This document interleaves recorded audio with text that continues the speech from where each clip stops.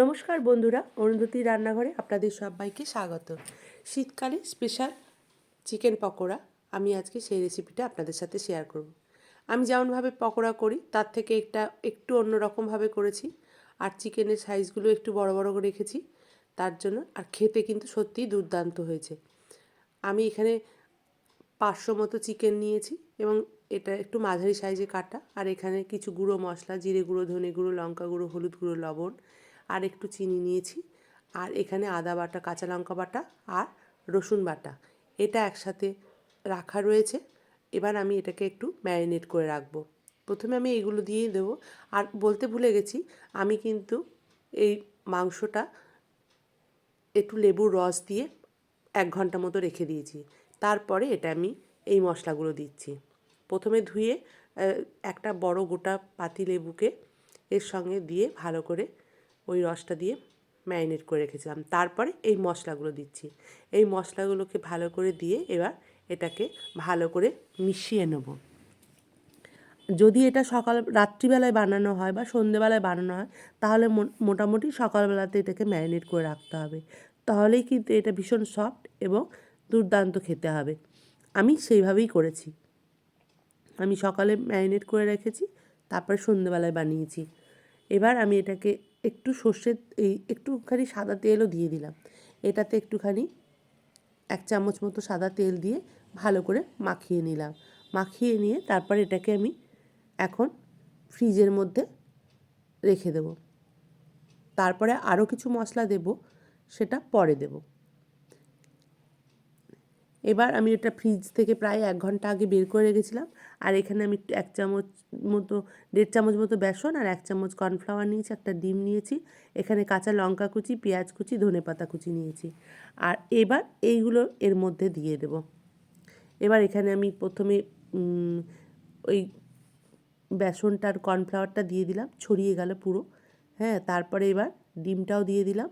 আর এদিকে কাঁচা লঙ্কা কুচি আর পেঁয়াজ কুচি, ধনেপাতা কুচি, এগুলোকে সমস্ত দিয়ে দেবো।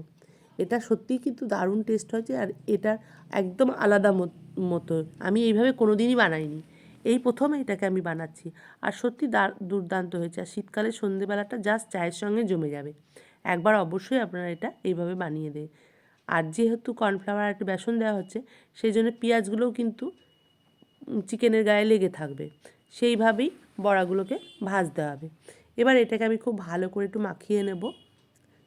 ভালো করে মাখিয়ে নিয়ে তারপরে আমি এটাকে বানাবো।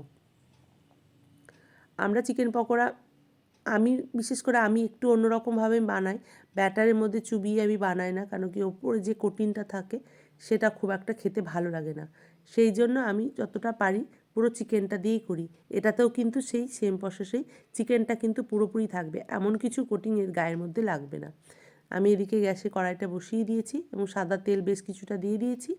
এবার আমি চিকেন পকোড়াগুলো এইভাবে একটা একটা করে দেবো।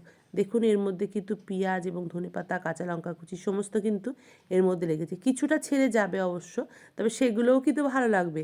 সেগুলো ট্রের মধ্যে তুলে নিতে হবে। প্রথমে একটুখানি হাই ফ্লেমে ভেজে তারপরে একটু লোতে ভাজতে হবে। তার কারণ হচ্ছে, তাহলে যদিও মাংসটা ভীষণ সেদ্ধ নরম হয়ে আছে, তাও এটাকে আমি এভাবে, আর আমি দেখেছি ভিনিগারের থেকে লেবুর রস দিয়ে যদি চিকেনটাকে ম্যারিনেট করে রাখা হয় না, তাহলে ভীষণ একটা টেস্ট হয় এবং দারুণ খেতে লাগে। তো আমি মাঝে মাঝে লেবু দিয়েও এটা ম্যারিনেট করে রাখি। তো আমি এটা এবার আবার একটু হাই ফ্লেম করে দিয়েছি। দিয়ে এবার এইগুলোকে একে একে ব্যাচ ওয়াইজ সমস্ত পকোড়াগুলোকে ভেজে নেব। আর এটা কিন্তু একদম আমি একটু ছোট ছোট সাইজের করি, এবার এটা একটু বড় সাইজের করেছিলাম। আর এটা একটু বোনলেস চিকেন নিয়েছি। আপনারা কিন্তু উইথ বোনের করবেন, এটা উইথ বোনেও কিন্তু আরও ভালো লাগবে। আমার এসব বোনলেসটা অত ভালো লাগে না, তবে এবার দেখলাম বোনলেসই আনা হয়েছে বাজার থেকে, তার জন্য বোনলেসটা দিয়েই করলাম। আমি উইথ বোনই চিকেন পকোড়াটা ম্যাক্সিমাম করে থাকি। তো এইভাবে সব পকোড়াগুলোকে ভেজে আমি একটা জায়গায় তুলে নিচ্ছি। তারপরে আপনাদেরকে আমি সার্ভ করে দেখাচ্ছি এটা দেখতে কেমন হয়েছে। আর খেতে খেতে সত্যিই বলছি দারুণ হয়েছে। আমরা ভাজতে ভাজতেই একটা দুটো খেয়ে ফেলেছি। তো যাই হোক, দেখুন। আর সবথেকে বড় কথা, এটাও আপনাদেরকে দেখায় যে কতটা সফট হয়েছে।